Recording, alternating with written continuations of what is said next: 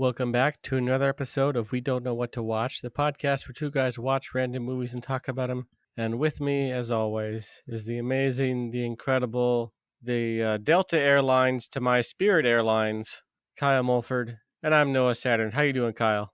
I'm flying high, Noah. Yes. Today's podcast is brought to you by Deck and Air because I want the rich and poor alike to watch or to listen to our podcast. Exactly. And let's see, with my Spirit Airlines, and I would have to pay $5 extra if you want to see it on the inside of the plane. Yes. Speaking of all this flying around, what did we watch this week? We watched Soorarai Pottru, which I believe is that the Hindi title for it? Because I know it has different titles depending on the language. Yeah, this is a Tamil movie, I think. Yes. A Tamil. So I don't know. That's like a dialect in like some southern part of India. That is also southern India. I believe that's the other Tollywood versus the Telugu Tollywood. Okay. Well, and I think that speaking of Hindu, I think they're actually the same director whose name is Sudha Kongara. I think she's actually doing a Hindu remake of this. Interesting. Yeah, I found doing the Alfred Hitchcock thing. I'm going to remake my own film. Hey, but what's your snowball pitch for this film? Simply put, this is inspired by a true story about a man who's trying to start a low-cost economy airline for everybody. So I guess, well, if everyone else is, because in India at the time, this is probably like 90s to the 2000s, and before that, it was. Flying was stupid expensive because you had to go to a travel agency, they'd get a huge cut, and they'd jack up the price. So then by the time you actually got to you on the plane, you'd be paying like thousands of rupees. So I don't know exactly what that would translate to into dollars, but it's a lot. Yeah, I was having trouble following just how much they were talking about when they were talking about rupees, and then there was like crores or something like that, and that's all these we are uneducated Americans. Yeah, well, and it's just I've never had to deal with currency exchange before for different countries, so like I just don't know what the equivalent is for that. So, but I could tell that when they were talking about a lot of money. So, yeah, this was based on the life of Gopinath Iyengar, who founded Air Deccan, and I am mutilating these names, and I apologize. There's no getting around that. But I think that he saw the film and praised it, but basically said like a lot of it is not even anywhere close to true. But I think it's the spirit of the movie itself, like just kind of like the chasing your dream type. That's what it's going for, but it actually is based off of a real airline because this guy did start low cost airline in the late 90s, early 2000s or whatever. Or, well, I don't know if it was, I don't know if the timeline was the same too. I'm guessing it was. So, but yeah, this movie starts off with a plane about to crash. Yep. Yeah. So yeah, definitely it's the kind of film where it starts out with an exciting moment and then kind of rewinds back in time to say, okay, how did we get here? Yeah. And then which works a lot and it's pretty common. Yeah, because the opening would be a little slow if you didn't have that starting off to get you in the mood for what this movie's going to be about. Because then we have to introduce the future bride, Bommy. She's with her family on a train, and they're stopping to see a potential husband for her who wouldn't come to her, and like she's already been rejected by a bunch of men, and then she's going to see this man, and they're like, "Well, why do you want to marry this guy? He wouldn't come to you. You've got to go to him." And they go and meet him, and they end up liking each other, but they decide not to get married because she's like, oh, she denied him because he's like, you're in love with your idea about getting this plane off the ground, so to speak. But a bump. So he was really focused on starting a low cost airline for the poor in India, and she was off to go start a bakery of her own. Yeah, it's definitely a sort of a persevere, not quite a rags to riches story, but definitely it's more about perseverance of the human spirit, of how it seemed like this guy just kept going through obstacle after obstacle. And they really point out that it takes years for him to finally pull it off. Yeah, because it's what, like 3, 4, 5 years before they even get back together. Like, because she gets a successful bakery going, she's making money, and he goes and sees her, and then they kind of talk again, and they end up getting married. And I actually really liked the character of Bami. I loved the wife in this because she was such a like great supportive like character, like, but not like, oh, I'm going to support my husband because it's no, because she was just a great like human being, like, and like just a strong woman, and was like, hey, I've got the money, don't be like, swallow your pride a little and ask me for some help, it's like because he was a very prideful man, and that was another part of his problem. I also do really appreciate how they did take the time to flesh her out as a character. She felt fully human and not just like a cardboard cutout of like insert nice wife here. Yes, yeah. Yeah, she was very fully fleshed character, and there was a great dynamic between the two through the whole film, and she was very supportive, and he had to learn to, like, because there was one scene where he got denied something, and it stopped him in his tracks, and he got really mad and took it out on her, and it really sucked. But then, like, he showed his remorse, and then he like had to hunt her down and search for her to apologize, and it was actually, you saw that like he was truly sorry, and it was just the stress of everything, because there is a another airline owner in India in this film, Paresh, who just stops him at every turn, like, and does illegal things to do it, but he like has his hands in everybody's pockets in the entire airline industry. And so it was very frustrating to watch at every turn getting knocked down by this guy. Yeah, I definitely agree. You do feel the frustration of the character. And I did feel angry at Paresh, especially just how, because it seemed like every time he get extremely close and then he would just get knocked down back to square one over and over and over again.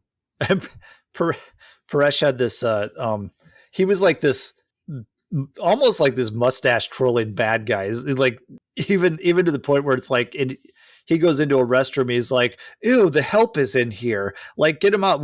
Since when did they use the same bathroom as me? Just, and then anytime someone touches him, he's a germaphobe too, but has like, wipe his hands with the sanitizer, and just a smarmy guy. He was playing really. Almost reminds me of the rich family in Parasite. Yeah, yes. He was a fun villain to watch because you hate him so much in this movie. Yeah. But the nice thing is it shows a little bit of the back history of our main character, played by an actor named Suraya, and he played, I'm not even going to pronounce the name. They called him Mara or Maran. Yes. In the film. So he played Maran, and you see that he was actually in the Air Force at one point too, when he left home. And he had this whole dynamic and story arc with his mother and his sick father too, which was really good. That this was a 2.5-hour movie, and they really fleshed out the characters, I think. I, for one, was a little disappointed the fact that it didn't have any big musical numbers. Yeah, that was one thing. It was almost like a pseudo Bollywood film, because the music that was in it, there was a couple times when they danced a little bit, but it was almost like slow-mo dance, and then just a little bit of a song to get, like, just to kind of emphasize the feelings going on in the story. So, but it wasn't any like full-blown musical numbers. I agree. I wish they would have gone either full or just not put the music in at all. Yeah, I guess that's probably more to do with our expectations than anything else. Yeah. But, speaking of him being in the Air Force, though, did you notice there must have been some sort of legal reasoning for this, but they had a little disclaimer anytime there were scenes with the Indian Air Force, that at the bottom, there was a disclaimer that said, this scene does not depict or reflect the views and actions or whatever of the IAF. Yes. So I wonder if they had to put that in there in order to release the film, because the Air Force didn't want to be depicted in a certain way or something. Yeah, it makes me think if the Navy did a similar thing in Top Gun Maverick. Yeah, I know. I was like, I wonder if they got a little disclaimer like through the entire movie of Top Gun. I But mean, yeah, there is I gotta be noticed. yeah, and then there is, especially in, like, you notice a lot in, like, Michael Bay movies, I think in particular, at least with his Transformers films. You, like, make the military look good, they'll let you use their stuff Yeah, so they can but use as recruitment footage. I've never seen in a movie, like I've seen stuff at the beginning and at the end, like this does not be depict like the actions or whatever of this group, but never in the middle of a movie have I seen a disclaimer in the corner like that before. Yeah, that was new, that was kinda funny. But yeah. And is this related to the Princess Bride in any way? Because we had the six-fingered man in here. You're right. I didn't notice that. No, I don't think it's related, but that's funny. I wonder if the real guy that they're depicting had that, or why they did that, or maybe the actor, that maybe that was a real sixth finger on the actor, and they just put it in the movie, and they mentioned it in the movie, so you weren't just like, "What's that all about?" Mhm. Because I was going, "Why do you keep telling me he's a six-fingered man? That has nothing to do with the plot." But then they showed it, and I was like, "Is that real?" So maybe it was just a. That would be an interesting thing to look up. Does that actor actually have six fingers? Yeah. What I also liked about the film is that also his unwillingness to give up and how his kind of willingness to try anything. Because if there's like when he's on a flight, because first he buys like this first class ticket just so he can talk to Paresh. And of course, Paresh turns him down. But on the way there, he makes friends with a woman who works for like a radio, like an NPR type radio station. So then later, when she gets a meeting with like the president of India, he like kind of like talks his way into that so he could plead his case to the president just to get around some bureaucracy, and it works. Yeah. The president's like, he just screams in there, "My dad's dying and I want people to fly for cheaper and blah blah blah blah." And the president's like, "Hey, let him in." let's let's see what he has to say. Yeah, because they happen to be from like the same region or something, the same province. Yeah, and that's like lucky for him in the story, because that got his foot just a little further in the door. And then there was one point where Paresh sabotaged something, and then the Air Force comes in, and they could have gotten put in jail, but it was his old commanding officer, and he's like, "I ain't afraid of this Paresh guy. You guys are free to go. Just pay your fine." Which I thought that was a good scene too. Yeah, I did like that, how he still had some friends in the Air Force. I like They that. were able to Get help out him of here. out. What are you waiting for? A big hug or something? Yeah, exactly. But yeah, so the friends in the Air Force is what kind of came through at the end. And then also, it was the people he was fighting for that ended up getting him all this money. So you had that classic scene of everybody in his home village calling him and going, "Did you get the money I sent you? Did you guys?" Because all of a sudden his bank account is filling up with money. So that I really enjoyed that scene as well. So Yep, and I did like kind of the final fake out ending where at the they finally have this scene every year. It's like the first day they're finally flying after bad press after this. There's like, and then they finally got this flight ready to go, pilots ready, everyone's ready, and then nobody shows up. So then he thinks, oh, nobody cares. I'm unwanted. This was a terrible idea. I finally failed. And then like his buddy, the computer guy, comes up. He says, no, I don't understand. It was a software glitch. People bought tickets, but it didn't work just for this one flight. All the other flights were fully booked. And that poor guy was really great, that scene, because he was just in tears going, "It was my fault. It was my fault." Oh, it's like he's crying and yeah. And that scene actually was filmed really well. And that's one of the things that worked with this is the editing of this film. It's a long film, but it's edited in such a way that some of the tension scenes really have some tension, and that scene that kind of fakes you out, like it really gets you going, and then you realize, oh crap, no, something really did happen, and so the I think the editing was really well done in this. Yeah, another Overall. sequence I really enjoyed from the editing perspective was definitely when he's stuck in this bureaucratic office where he just gets stuck over and over. It was like, okay, come back next week. And that's how he keeps coming back every single day for weeks Yeah, just to get this one paper signed. and I thought the cinematography was pretty great too. It was a very yellow film. There's like a yellow filter on this over this a lot of this Yes. film. Not quite sure why. I didn't, that was a choice. It didn't make it look bad. It was just an interesting choice. I don't know if there's a reason for that. But yeah, the editing was great, and I think the lead actor did a really great job in this film, and so did the actress who played Bommy. I think they had real chemistry together, and I think they both really fully fleshed out their characters and brought something to the table. I definitely agree with you there. Solid overall. I guess. Do you have any other big things you want to talk about with it? I don't think so. We can go on to whether we. Oh, let's go to Chekhov's Chekhov, and I've got one. We've Okay. got Chekhov's. You've mentioned it already. We've got Chekhov's reporter. He Yes. he happens to help this lady with her pickles and fryums on a plane, and then she happens to be a reporter, and then he's like, "Oh, I could use that reporter a couple more times in the movie." It's all about networking. It's all about networking. Yep, he also uses her to get into like a radio station too, to like counter the TV program that Paresh was on. So we got Chekhov's reporter. But yeah, let's go into whether we recommend this movie or not. Yeah, I definitely recommend it. It's a solid film. It's not exactly the most interesting on the surface, but I think it's well made enough where they were able to keep the subject matter interesting. Definitely anchored by the very good performances. I think I'm about on the same page. Good performances, good editing, solid filmmaking. I don't think I'm not going to say run out and like rent it or buy it, but seek it out.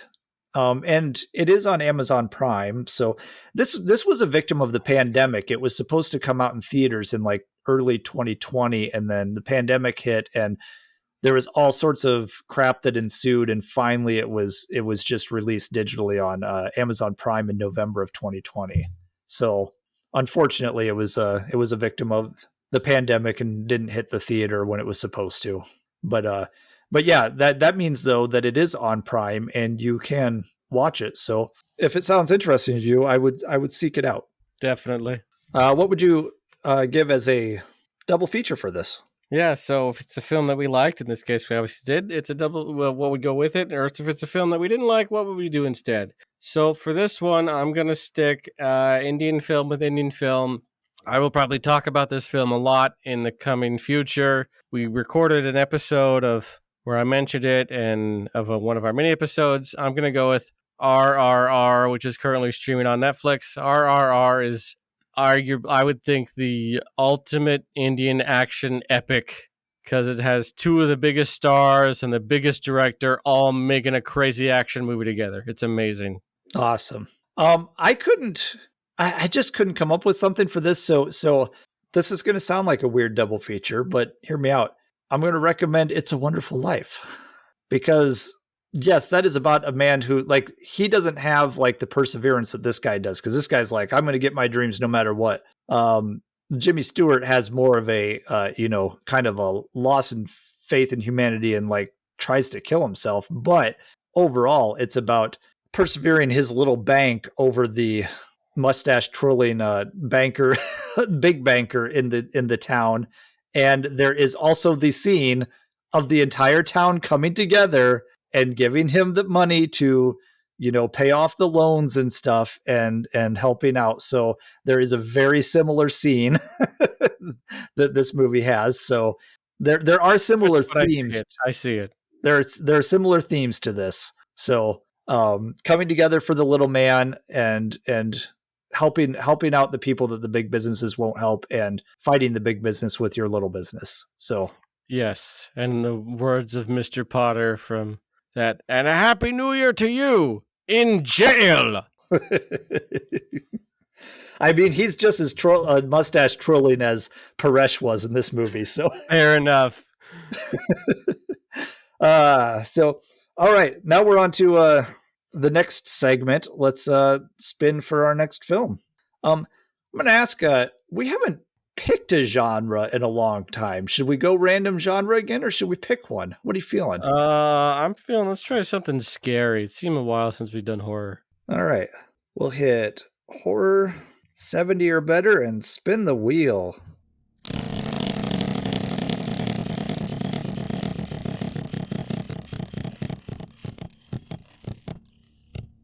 Okay, this could be interesting. When a new murder victim is discovered with all the signs of Jigsaw's hand, Detective Eric Matthews from Boy Meets World begins a full investigation and apprehends Jigsaw with little effort. But for Jigsaw, getting caught is just another part of his plan. 8 more of his victims are already fighting for their lives, and now it's time for Matthews to join the game. I mean, I saw one of these movies. You saw one of them? Yeah, I saw the first one. How about we saw the second one? Oh, is this Saw 2? Saw 2. And this is on Peacock Premium, which I don't have, but it's also on HBO. Cool. So let's see if we can stomach some Jigsaw traps.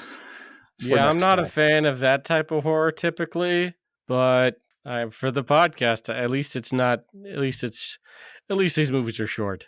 Yes, this one is a breezy hour and 29 minutes. So like 5 minutes of that is credits, so you can cut even more time off of that. So we'll see how this one is. I think I have seen this one. I've seen the first one a couple of times, and I think I saw a couple of the sequels. So I guess we'll see. So for next time, we've got Saw 2. So in the meantime, you can find us on Twitter at AwesomeKM. And I'm at Noah_Saturn. That is spelled SATERN. And we're on Instagram at We Don't Know What to Watch, or you can email us, we don't know what to watch at gmail.com. Like, subscribe, comment, all those good things. Let us know what you're watching. Let us know what you thought of this film. Did you watch this film? And until next time, happy flying. Until next time, you can fly, you can fly, you can fly.